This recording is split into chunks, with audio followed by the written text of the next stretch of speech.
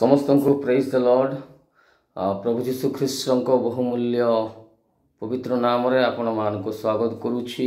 एही सुंदर बेला पाई प्रभु को धन्यवाद देवी, कारण ए अपूर्व सुजोग अनन्य अवकाश आउ अति सुंदर भाव रे प्रभु आम समस्त जीवन रे प्रभु अनुग्रह करी दया करी प्रभु आपणार महादया रे महा अनुग्रह रे प्रभु अनुग्रह करी प्रभु किछि अंश ताहांकर धर्मशास्त्र जीवंत वाक्य मध्यरु किछि आलोचना करबा निमंते एक पूर्व सुजोग दैछंती। एथिपई प्रभु को धन्यवाद देवी, सदा प्रभु को धन्यवाद देवी, कारण आम समस्त जीवन प्रभु आज अनुग्रह करियछंती।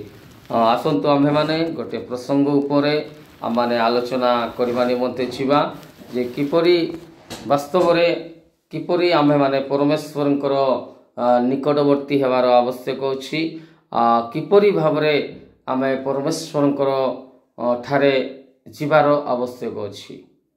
परमेश्वरंकर सहभागितारे प्रभु जीशु ख्रीष्टंक मंडली रे आमाने किपरि किपरि परमेश्वरंकर इच्छा आमानक जीवन मध्यरे किपरि अटे, केमिति इच्छा करूछंती परमेश्वर, सही प्रसंग उपरे अल्प समय पई आमाने आलोचना करबाकू छिबा। प्रभुंकर निकटवर्ती हेबा निमंते आमानक जीवन मध्यरे आवश्यक विषय कौन, सही प्रसंग उपरे आमाने आलोचना करिबा। आसंतो आम्भे माने अल्प समय पई वाक्य मध्य कुछिबा। लेखा जाए जहन लिखित सुसमाचार ताहार 10 अध्याय ताहार 1 पद आमाने पढ़िबा। जहन लिखित सुसमाचार ताहार 10 अध्याय ताहार 1 पद अति सुंदर भाव रे सेठी लेखा जाई अछि। सेठारे सत्य सत्य मु तुम मान को कहूछि जे द्वार देई मेषशाला रे प्रवेश न करे, मात्र अन्य कोनोसी स्थान रे चढ़ी प्रवेश करे, से चोर ओ डकायत। वास्तव रे माने जानिबार आवश्यक, ज्ञात हेबार आवश्यक।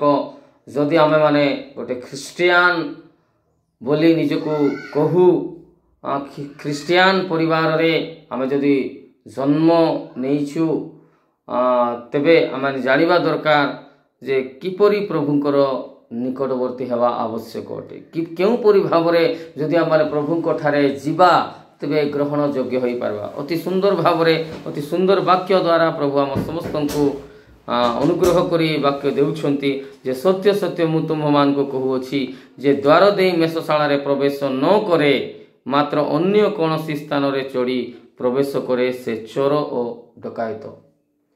आम जानिबा दरकार जे मंडली मध्यरे हो किंबा गृह मध्यरे हो, न्याय संगत जदि परमेश्वरंकर निकटवर्ती हेबार अछि, न्याय भाव रे जदि परमेश्वरंकर माने ताहांकर पाखकु ताहांकर इच्छा अनुसार, परमेश्वरंकर इच्छा अनुसार जदि मंडली सहित सहभागिता सहित जदि आमने मिलित हेबार अछि, प्रभुंको मेजर अंशी हेबार अछि प्रिय माने, तेबे किपरि भाव रे परमेश्वरंको निकट को जीवार अछि, किपरि भाव रे परमेश्वरंकर निकटवर्ती हेबा आवश्यक। एही विषय रे आमने धर्मशास्त्र बाइबल मध्यरु संक्षिप्त आकार रे किछि आलोचना करिबा निमंते आमे जाउछु।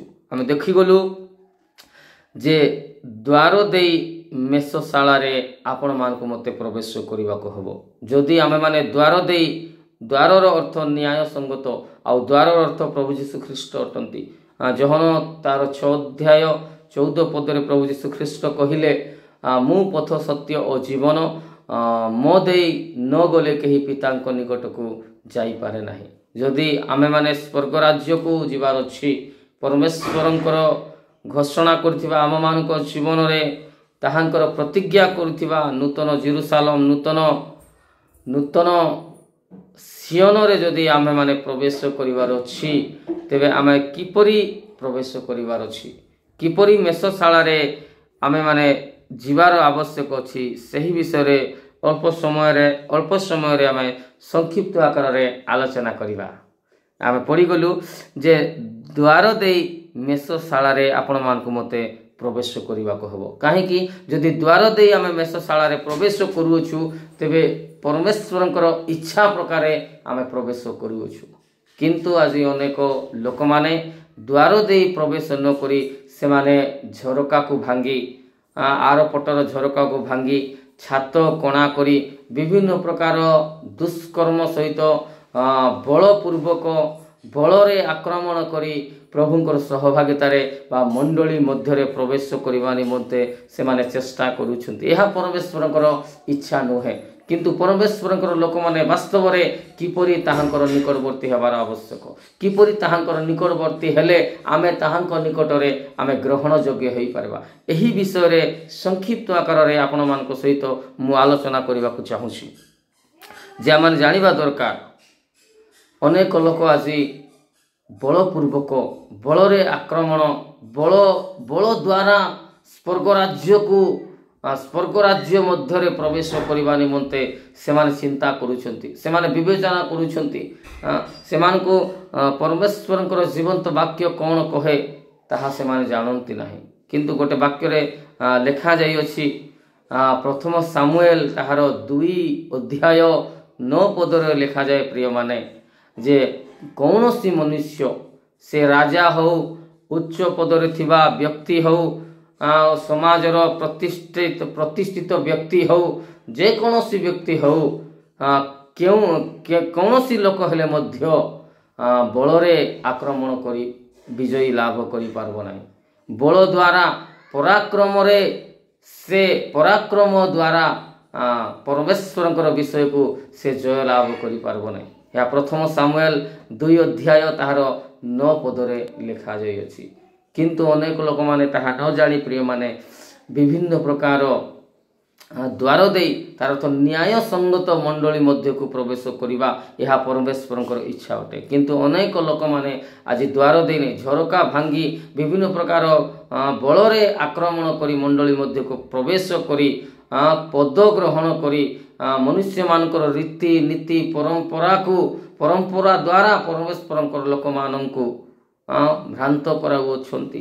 यह एक दुखदायक विषय अटे, यह एक परमेश्वरंक निमंते अत्यंत लज्जादायक विषय अटे। प्रिय माने प्रभु यीशु ख्रीष्ट व परमेश्वर आम माननकु शिक्षा देउछंती आम्भ माने जदि आमे माने परमेश्वरंकर सेवा करू, जदि आमे माने परमेश्वरंक निमंते सेवा कार्य करू ताहांकर हजात्मा मानक ताहांकर चरण तलको आमे जदि परमेश्वरंक चरण तलको आनिबा को चाहू तेबे आमे न्याय संगत मंडली मध्यरे प्रथमे प्रवेश करिथिबार आवश्यक अटे। यह धर्मशास्त्र बाइबल आमनकु चेतना परामर्श बा शिक्षा देउछि। जणे व्यक्ति प्रथमे निजे जदि से न्याय भाव रे परमेश्वरंक मंडली रे परमेश्वरंकर सहित परमेश्वरंकर सहभागितारे जदि संयुक्त होई नथिबो से कि प्रकारे अन्य मानक परमेश्वरंक हजात्मा मानक से कि प्रकारे परमेश्वरंकर चरण तल को आनी पारिबो।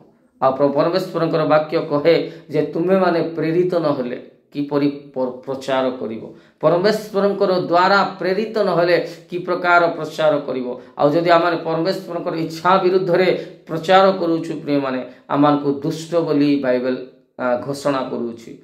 गीत संहिता 50 अध्याय तार 16 पदरे लेखा जाई अछि किए आपनकु अधिकार देछि परमेश्वरंकर विधि और नियम को आपना मुखरे नै अछो। तुमे तो दुष्ट मानकर संगी हे अछो, व्यभिचारी मानकर संगी हे अछो, सेमानको देखिले सेमानको कथारे सम्मत हेउ अछो। आउ आम्भर विधि को आम्भर नियम को तुमे अपना मुखरे नेउ अछो, लोकंको साक्षात लोकंको तुमे प्रचार करूछो, लोकंको तुमे भ्रांत करूछो। किए आपनको अधिकार देछि क्रोध परमेश्वर क्रोध करूछंती ए प्रकार लोक मानक निमंते कहीं परमेश्वर सेवा कार्य से परमेश्वर प्रेरित माने करि पारंती। प्रभु यीशु ख्रीष्ट को पठाइले पुत्र निजर पुत्र को पठाइले ताहांकर सेवा कार्य करबा निमंते आउ शिष्य माने ताहांक द्वारा प्रेरित हेले आउ सेमाने परमेश्वरंकर सेवा कार्य कले। यह परमेश्वरंकर इच्छा थिला, किंतु परमेश्वरंकर इच्छा एगोटे वास्तव रे जे लोक न्याय संगत न्याय भाव रे न्यायर अर्थ द्वार दे अर्थ प्रथमे विश्वास करी परमेश्वरंकर वाक्य को विश्वास करी मन परिवर्तन करी बाप्तिजित होई जदि न्याय संगत जदि मंडली मध्यरे से प्रवेश करूछि प्रिय माने जोहन लिखित सुसमाचार ताहार एक अध्याय 12 पद अनुसार जेते लोक ताहांकर वाक्य को ग्रहण कले जेते लोक ताहांकर नाम रे विश्वास कले से अपना संतान हेबा निमंते अधिकार देले। आ जो लोक माने परमेश्वर वाक्य को ग्रहण करिसेंती ताहांकर नाम को विश्वास करिसेंती परिवर्तन होइसेंती भक्तिजित होइसेंती आ द्वार दे मेषशाला रे प्रवेश करिसेंती न्याय संगत परमेश्वर निकट को आसीसेंती प्रिय माने आ सेही लोक माने वास्तव रे परमेश्वर निकट रे ग्रहण योग्य होइसेंती। यह धर्मशास्त्र बाइबल आमन को शिक्षा देउछि आ सेही लोक मान को परमेश्वर पुत्रत्वर अधिकार देइछंती सेही लोक मान को परमेश्वर विधि और नियम व्यवस्था को अन्य मानक हजात्मा मानक निकट रे प्रचार करबा निमंते से अधिकार देइछंती। परमेश्वर कहिछंती तुमे सर्प को धरिबो जे क्यों मानक जो माने परमेश्वर नाम रे विश्वास करिसेंती वास्तव रे सत्य एवं आत्मा परिवर्तन होइछंती परमेश्वर वाक्य शुणिकी आज सही लोक मान परमेश्वर ताहांकर पुत्रत्वर अधिकार को प्रेरण करुछंती आ सही लोक मान परमेश्वर सेवा कार्य निमंते परमेश्वर हजात्मा मान ताहांकर निकटवर्ती कराइबा निमंते पालक रूपे प्राचीर रूपे प्रेरित रूपे से नियुक्त करुछंती। प्रिय माने यह आम मान जानिबार आवश्यक अटे यह आम जीवन मध्य एक गुरुत्वपूर्ण आवश्यक विषय अटे कहीं से अधिकार को से माने प्राप्त होई पारुछंती कहीं आम से अधिकार को प्राप्त होबु केतेबेले जेतेबेले आम्हे माने विश्वास करी मन परिवर्तन करी बाप्तिजित होई आमाने एक निष्पत्तिर सहित द्वार दे मेषशाला रे जदि आमाने प्रवेश करूछु परमेश्वर से पुत्रत्वर अधिकार को प्राप्त होछु आ पुत्रत्वर अधिकार हिसाब रे पुत्रत्वर अधिकार रे आमे माने प्रचार करूछु। पाउल कहंती मु ख्रीष्ट रे हत जिसु को प्रचार करूछि। बहुत सुंदर वाक्य बहुत सुंदर कथा आम मान को पाउल शिखाउछंती। प्रिय माने आम जानिबा दरकार जे प्रभुंकर निकटवर्ती जदि आमे होउछु तेबे किपरि आमे निकटवर्ती हेबा दरकार किपरि प्रभुंकर सहभागिता रे आमे जीवा दरकार अछि किपरि आमे ताहांकर निकटवर्ती हेबार अछि आमाने आमानकर परमेश्वर निकट में आमानकर बलिदान केतेबेले ताहा सुग्राय हब ग्रहण योग्य हब।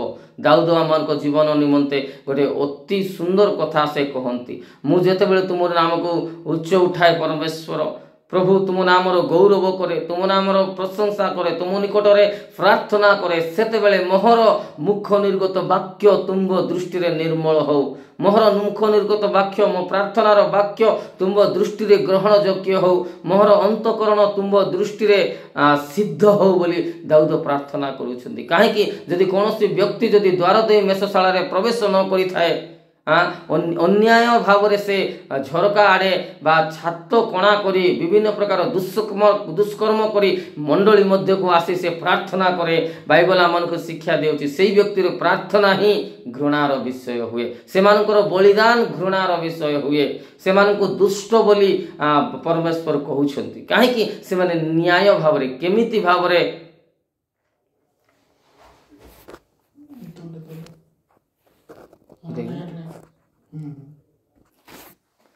प्रेज द लॉर्ड आमे जानिबा दरकार जे किपरि भाव रे परमेश्वर निकटवर्ती हेबार आवश्यक अछि। जदि आमे न्याय भाव रे जदि आमे माने परमेश्वर द्वार दे मेषशाला रे प्रवेश करूछु प्रिय माने तेबे निश्चित भाव रे परमेश्वर संतानर अधिकार को प्राप्त होउछु आ जेतेबेले संतानर अधिकार को प्राप्त होउछु सेवा कार्य निमंते ताहांकर प्रेरित भाव रे ताहांकर पालक भाव रे ताहांकर इच्छा प्रकार आमे माने ताहांकर निकटवर्ती होउछु। प्रथमे जदि आमे निजे जदि परमेश्वर निकट रे उत्सर्गीकृत होई न पारिबा तेबे किपरि भाव रे परमेश्वर आमनकर उत्सर्गीकृत विषय को से ग्रहण करिवे प्रिय माने एहा माने ज्ञात हेबार आवश्यक काहेकि एहा गुरुत्वपूर्ण विषय अटे।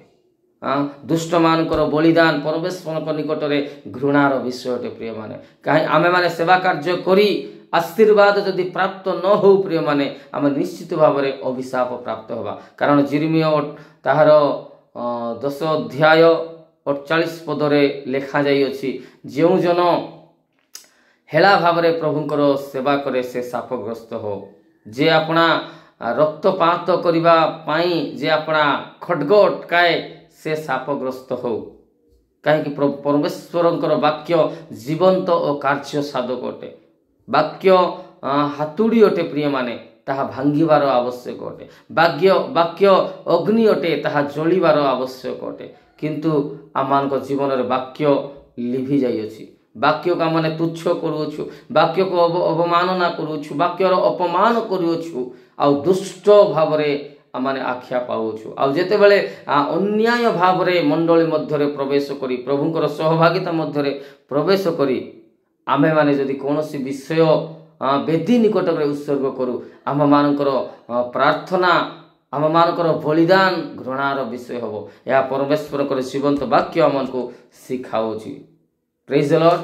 ତେବେ ଆମେ ଜାଣି ରଖିବା ଦରକାର ଯେ ନ୍ୟାୟ ଭାବରେ ଯଦି ଆମେ ପରମେଶ୍ୱରଙ୍କ ନିକଟବର୍ତ୍ତୀ ହେଉ, ପରମେଶ୍ୱରଙ୍କର ଇଚ୍ଛା ଅନୁସାରେ ତାହାଙ୍କଠାରେ ଆମେ ଯାଉ, ତାହାଙ୍କର ଆହ୍ୱାନକୁ ଚିହ୍ନୁ, ତେବେ ପରମେଶ୍ୱରଙ୍କର ପ୍ରତିଜ୍ଞା ଅନୁସାରେ ପ୍ରିୟମାନେ ଆମେ ନିଶ୍ଚିତ ଭାବରେ ରକ୍ଷା ପ୍ରାପ୍ତ ହୋଇପାରିବା। ଏହା ପରମେଶ୍ୱରଙ୍କର ବାକ୍ୟ ଆମକୁ ଶିକ୍ଷା ଦେଉଛୁ। ଗୋଟେ ବାକ୍ୟ ଆମେ ପଢ଼ିବା, ଯୋହନ ଲିଖିତ ସୁସମାଚାର ତାହାର 10 ଅଧ୍ୟାୟ 9 ପଦ। ପ୍ରଭୁ କହନ୍ତି, ମୁଁ ଦ୍ୱାର, ଯଦି କେହି ମୋ ଦେଇ ପ୍ରବେଶ କରେ ତାହା ହେଲେ ସେ ରକ୍ଷା ପ୍ରାପ୍ତ ହେବ। ରକ୍ଷା, ପରମେଶ୍ୱରଙ୍କର କ୍ରୋଧ ଠାରୁ ଯଦି ଆପଣମାନଙ୍କୁ ମୋତେ ରକ୍ଷା ପ୍ରାପ୍ତ ହେବାର ଅଛି, ଭୟଙ୍କର ଗର୍ତ୍ତ ଦହଲା କାଦୁଅ ଠାରୁ ଯଦି ଆପଣମାନଙ୍କୁ ମୋତେ ରକ୍ଷା ପ୍ରାପ୍ତ ହେବାର ଅଛି, ତେବେ ସୁରକ୍ଷାର ସ୍ଥାନରେ ଆପଣମାନଙ୍କୁ ମୋତେ ଯିବାକୁ ପଡ଼ିବ। ଯେଉଁ ସ୍ଥାନ କି ପରମେଶ୍ୱର ଆମମାନଙ୍କ ନିମନ୍ତେ ସୁରକ୍ଷିତ ଭାବରେ ରଖିଛନ୍ତି। କାହିଁକି? ଯେଉଁ ପୃଥିବୀରେ ଆମେମାନେ ବସବାସ କରୁଛୁ, ଯେଉଁ ଜଗତରେ ଆମେ ବସବାସ କରୁଛୁ, ଯେଉଁ ସହରରେ ଆମେ ବସବାସ କରୁଛୁ, ଯେଉଁ ଗ୍ରାମରେ ଆମେ ବସବାସ କରୁଛୁ, ଯେଉଁ ସ୍ଥାନରେ ଆମେ ବସବାସ କରୁଛୁ, ପ୍ରିୟମାନେ ପରମେଶ୍ୱରଙ୍କର ପ୍ରତିଜ୍ଞା ଅନୁସାରେ ସେହି ପୃଥିବୀ, ସେହି ଜଗତ, ସେହି ସହର, ସେହି ସ୍ଥାନ, ସେହି ଗ୍ରାମ, ସେହି ପ୍ରତ୍ୟେକ ବିଷୟ ଦିନେ ବିନଷ୍ଟ ହେବା ପାଇଁ ଯାଉଛି।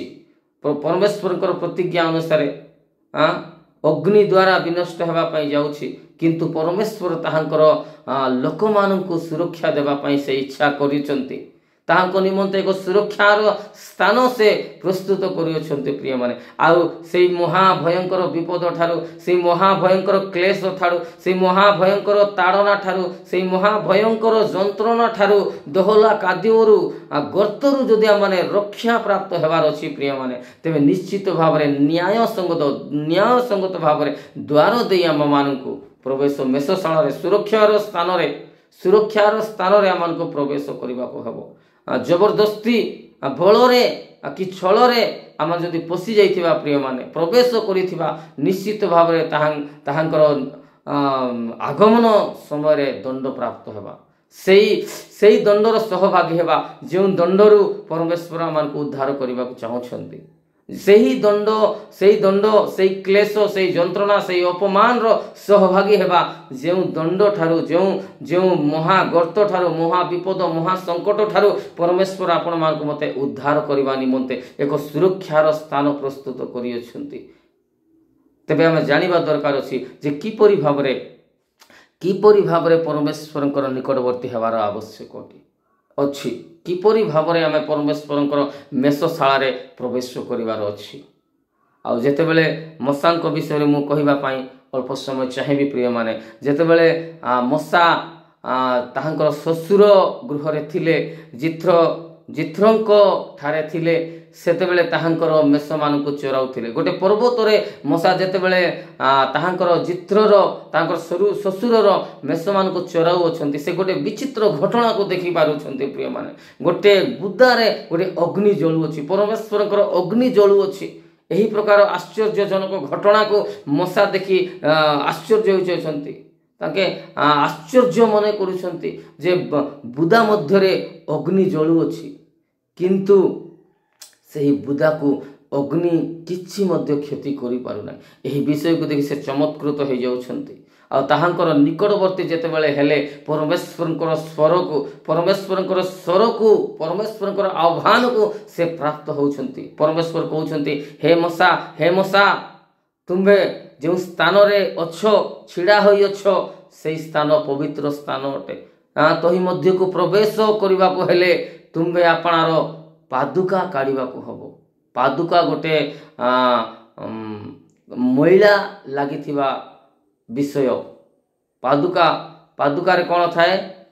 ମଇଳା ଥାଏ, ଅବସ୍ଥା ଥାଏ, ଅଶୁଚି ବସ୍ତୁ ଥାଏ ଆଉ ଏହି ବସ୍ତୁକୁ ଯେପର୍ଯ୍ୟନ୍ତ ଆମେ ପରିତ୍ୟାଗ କରିବା ନାହିଁ ପବିତ୍ର ସ୍ଥାନରେ ମେଷଶାଳାରେ ଆମେ କେମିତି ପ୍ରବେଶ କରିବା? ପରମେଶ୍ୱରଙ୍କର ଇଚ୍ଛା ଯେ ପୁରାତନ ସ୍ୱଭାବକୁ ପ୍ରଥମରେ ତୁମେ କ'ଣ କର? ପରିତ୍ୟାଗ କର ଆଉ ନ୍ୟାୟସଙ୍ଗତ ଦ୍ୱାର ଦେଇ ମେଷଶାଳାରେ ପ୍ରବେଶ କର ଆଉ ପୁତ୍ରତର ଅଧିକାର ପ୍ରାପ୍ତ ହୁଅ।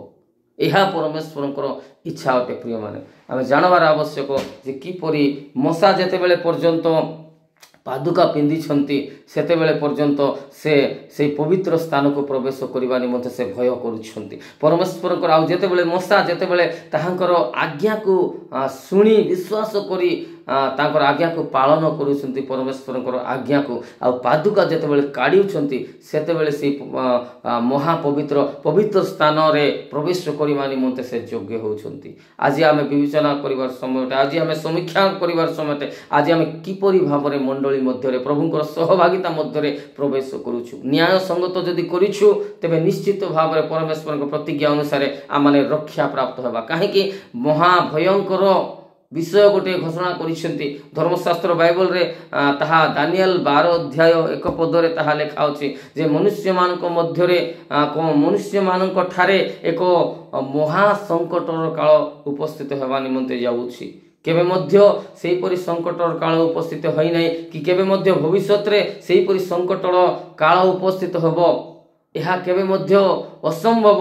ଏହି ପ୍ରକାର ସମସ୍ୟାର ସମୟ, ବିପଦର ସମୟ, ତାଡ଼ନାର ସମୟ, ଅପମାନର ସମୟ, ଦଣ୍ଡର ସମୟ ମନୁଷ୍ୟମାନଙ୍କ ନିମନ୍ତେ, ତାହା ମନୁଷ୍ୟମାନଙ୍କ ମଧ୍ୟରେ, ଧରାପୃଷ୍ଠରେ, ଜଗତରେ, ପୃଥିବୀରେ ତାହା ଘଟିବାକୁ ଯାଉଛି। ଏହି ମହାବିପଦରୁ ଯଦି ରକ୍ଷା ପ୍ରାପ୍ତ ହେବାର ଅଛି, ରକ୍ଷା ବିପଦରୁ ମୁକ୍ତ ହେବାର ଅଛି ପ୍ରିୟମାନେ, ତେବେ ଆମେ ସୁରକ୍ଷାର ସ୍ଥାନକୁ ଯିବାର ଅଛି। ପରମେଶ୍ୱରଙ୍କର ସୁରକ୍ଷାର ସ୍ଥାନକୁ ଆମେ ପ୍ରବେଶ କରିବାର ଅଛି। କେମିତି ଭାବରେ? ନ୍ୟାୟ ଭାବରେ ଦ୍ୱାର ଦେଇ ଯଦି ଆମେ ପ୍ରବେଶ କରିପାରିବା, ପ୍ରଭୁ ଯୀଶୁଖ୍ରୀଷ୍ଟଙ୍କ ଦ୍ୱାର ଦେଇ ଯେଉଁ ଆଦର୍ଶ ଆମମାନଙ୍କ ଜୀବନରେ ସେ ଦେଖା ଦେଇଅଛନ୍ତି, ସେ ଆଦର୍ଶ ମାଧ୍ୟମରେ ଯଦି ଆମେ ମେଷଶାଳାରେ ପ୍ରବେଶ କରିବା ନିଶ୍ଚିତ ଭାବରେ ଆମମାନେ ରକ୍ଷା ପ୍ରାପ୍ତ ହେବା। ଏହା ପରମେଶ୍ୱରଙ୍କର ପ୍ରତିଜ୍ଞା ଅଟେ। ଆଉ ଯେଉଁ ଲୋକମାନେ ନ୍ୟାୟ ସଙ୍ଗତ ପ୍ରବେଶ କରିନାହାନ୍ତି ପ୍ରିୟମାନେ, ମଣ୍ଡଳୀ ନିଦ୍ରା ଯାଇଥିବା ସମୟରେ ବାଳୁଙ୍ଗା ବୀଜ ବୁଣି ଦେଇ ଚାଲିଗଲା, ଏହି ବାକ୍ୟ ଆପଣମାନେ ଶୁଣିଥିବେ। କିନ୍ତୁ ଆମେ ନିଦ୍ରିତ ଅବସ୍ଥାରେ ଯଦି ରହିଯିବା, ପାପ ଅବସ୍ଥାରେ ଯଦି ରହିଯିବା, ପୁରାତନ ସ୍ୱଭାବରେ ଯଦି ରହିଯିବା ଆଉ ଅନ୍ୟାୟ ଭାବରେ ଯଦି ମଣ୍ଡଳୀ ମଧ୍ୟରେ ପଶିଥିବା ନିଶ୍ଚିତ ଭାବରେ ରକ୍ଷା ପ୍ରାପ୍ତ ହୋଇପାରିବ ନାହିଁ। ସେହି ଦଣ୍ଡର ସହଭାଗୀ ହୋଇଯିବା। ଯେଉଁ ଦଣ୍ଡରୁ ପରମେଶ୍ୱର ଉଦ୍ଧାର କରିବାକୁ ଚାହୁଁଛନ୍ତି, ଯେଉଁ ମହା ବିପଦରୁ, ମହାଗର୍ତ୍ତ ଦହଲା କାଦୁଅରୁ ପରମେଶ୍ୱର ଆପଣମାନଙ୍କୁ ମୋତେ ଉଦ୍ଧାର କରିବାକୁ ଚାହୁଁଛନ୍ତି, ସେଇ ଗର୍ତ୍ତର, ସେଇ ଦଣ୍ଡ, ସେ ବିଭିନ୍ନ ପ୍ରକାର ତାଡ଼ନା ଅପମାନର ସହଭାଗୀ ଆମେ ହୋଇଯିବା। ଆମେ ରକ୍ଷା ପ୍ରାପ୍ତ ହୋଇପାରିବ ନାହିଁ। କାହିଁକି? ଆମେମାନେ ଅନ୍ୟାୟ ଭାବରେ, ଅନ୍ୟାୟ ସଙ୍ଗତ ମେଷଶାଳାରେ ପ୍ରବେଶ କରୁଛୁ।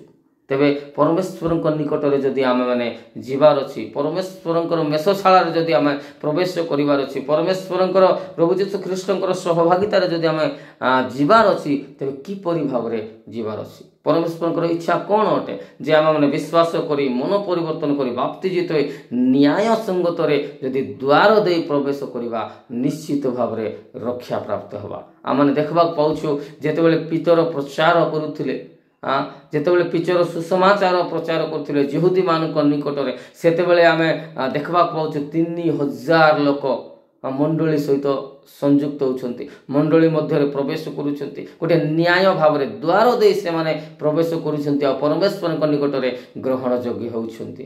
ଆଉ ଗୋଟିଏ ବିଷୟ ଆମେ ଦେଖିବାକୁ ପାଉଛୁ, ଯେତେବେଳେ ଜର୍ଦ୍ଦନ ନଦୀରେ ମନ ପରିବର୍ତ୍ତନର ବାପ୍ତିସ୍ମ ଯୋହନ ଦେଉଥିଲେ, ସେତେବେଳେ ଅନେକ ଲୋକ ମନ ପରିବର୍ତ୍ତନ କରି ପୁରାତନ ସ୍ୱଭାବକୁ ପରିତ୍ୟାଗ କରି ନ୍ୟାୟ ସଙ୍ଗତ ଜର୍ଦ୍ଦନ ନଦୀ ନିକଟକୁ ବାପ୍ତିଜିତ ହେବା ନିମନ୍ତେ ସେମାନେ ଆସିଥିଲେ। କିନ୍ତୁ ହେରୋଦ ତାଙ୍କେ ଅନ୍ୟାୟ ଭାବରେ ଆସିଥିଲେ, ସେଥିପାଇଁ ସେ ଅଗ୍ରାହ୍ୟ ହୋଇଗଲେ। ସେଥିପାଇଁ ପରମେଶ୍ୱରଙ୍କ ଦୃଷ୍ଟିରେ ତାଙ୍କୁ ଅଗ୍ରାହ୍ୟ କରାଗଲା, ତାଙ୍କୁ ତୁଚ୍ଛ କରାଗଲା। କାହିଁକି? ତାଙ୍କର ଭାର୍ଯ୍ୟାକୁ ସେ ଗ୍ରହଣ କରିଥିଲେ। ଏହା ଅନ୍ୟାୟ, ପୁରାତନ ସ୍ୱଭାବକୁ ଧରି ଅନୁତପ୍ତ ହୃଦୟରେ ନ ଆସି ବିଭିନ୍ନ ପ୍ରକାର ଅନ୍ୟାୟ ସଙ୍ଗତରେ ହେରୋଦ ଆସିଥିଲେ, ସେଥିପାଇଁ ଅଗ୍ରାହ୍ୟ ହୋଇଗଲେ। आपण माने मु जदि परमेश्वर को निकटवर्ती हेबा पूर्वरु जदि आमे पुरातन स्वभाव आमान जीवन मध्य रही थाए तेबे आमे माने मध्य अग्राह्य हो जिवो आपण माने मु मध्य अग्राह्य हो जिवो सेति प्रभुंकर जीवंत वाक्य रे गोटे सुंदर भाव रे आमान को शिक्षा चेतना मिलिता है जे वेदी निकट रे जदि कोनोसी विषय तुमे परमेश्वर को निमंते उत्सर्गीकृत करबा को जाउछो जदि सेही समय रे जदि तुमरी कोनोसी कथा तुमरे भाई विरुद्ध रे मने पड़े तेबे सेही बलिदान उत्सर्गीकृत बलिदान को तुमे कोन करो प्रथम सेठी रखी दियो ता परे तुमे भाई सहित जाय मिलित हुओ ता परवर्ती समय तुमे आसिकी सही वेदी निकट रे सही बलिदान को तुमे ग्रहण चढ़ाओ उत्सर्गीकृत करो कहीं एटा गोटे न्याय द्वार दे आसवा आवश्यक अटे प्रिय माने तेबे आम जानिबा दरकार जे किपरि भाव रे परमेश्वर को निकटवर्ती हेले आपण मान मु ग्रहण होई पारबा वास्तव रे आमे चिन्हिबा दरकार अछि निजको विवेचना करबा दरकार अछि समीक्षा दरकार अछि मु मन परिवर्तन करी विश्वास करी वास्तव रे दृढ़ विश्वास करी परिवर्तन बाप्तिजित होई जदि परमेश्वर को निकटवर्ती हेबी ताहांक प्रतिज्ञा अनुसार मु अधिकार को प्राप्त हेबी ताहांक प्रतिज्ञा अनुसार ताहांकर संतानर अधिकार को प्राप्त हेबी एही विषय प्रतिज्ञा अनुसार ताहांकर स्वर्ग राज्यर एक नागरिक हेबी पुत्रत्वर अधिकार प्राप्त हेबी एही विषय आमान को शिक्षा देउछि प्रिय माने एहा आम मान को निमंते एक लाभदायक विषय अटे एक उत्तम आम मान को जीवन निमंते उत्तम विषय अटे बहुत बड़ विषय अटे प्रिय माने जाके आम मानकर मूल लक्ष्य अटे स्वर्ग आ सेथिरु आम जेपरि वंचित नहीं पारिबु भयंकर गर्तर जेपरि उद्धार पाई पारिबु एथिपई आपण मानकु मते न्याय संगत द्वार दे प्रभु यीशु ख्रीष्ट जे आदर्श देखाइछंती से आदर्श अनुसार जदि परमेश्वर को निकटवर्ती हेउ तबे निश्चित भाव रे परमेश्वर ठारे ग्रहण योग्य होबा आसंत मन प्रार्थना करिवकु जिबा धन्यवाद करूछि पिता सुंदर वाक्य पई प्रभु किपरि भाव रे आमे तुमरे निकटवर्ती हेबा आवश्यक किपरि भाव रे जदि आमे तुम निकटवर्ती हो प्रभु तुम निकट ग्रहण योग्य हो पारबू यही विषय रे संक्षिप्त आकार रे आलोचना करबा निमंते तुम धर्मशास्त्र बाइबल रु प्रभु तुमे शिक्षा चेतना परामर्श दल एथि धन्यवाद करूछु प्रभु प्रत्येक को अनुग्रह करो आमे प्रभु जणाई अछु प्रभु सेही प्रकार प्रभु तुम आदर्श अनुसार प्रभु द्वार दे मेषशाला रे प्रवेश करि पारबू एथि प्रभु तुम अनुग्रह दया करो बोली प्रार्थना करूछु एक न्याय भाव रे प्रभु तुम निकटवर्ती हो पारबू एवं ग्रहण योग्य हो पारबू एथि आमान को शिक्षा बोली प्रार्थना करूछु दाऊदंक प्रकार प्रभु निजको प्रथमे उत्सर्गीकृत तुम निकट आमे निजे हे पिता परमेश्वर ता परवर्ती समय प्रभु तुम निकट आम बलिदान को उत्सर्ग करिवो ए अनुग्रह आमान को चेतना परामर्श आमान को जीवन मध्य दियो बोली प्रार्थना करूछु बापा प्रभु तुम इच्छा हेले पिता परमेश्वर एहीपरि सहभागिता एहीपरि आलोचना करिवार सुजोग आमान को जीवन मध्य पुनर्बार दियो बोली प्रार्थना सुनियो धन्यवाद दे त्राणकर्ता प्रभु यीशु को नाम मागुछु पिता आमेन।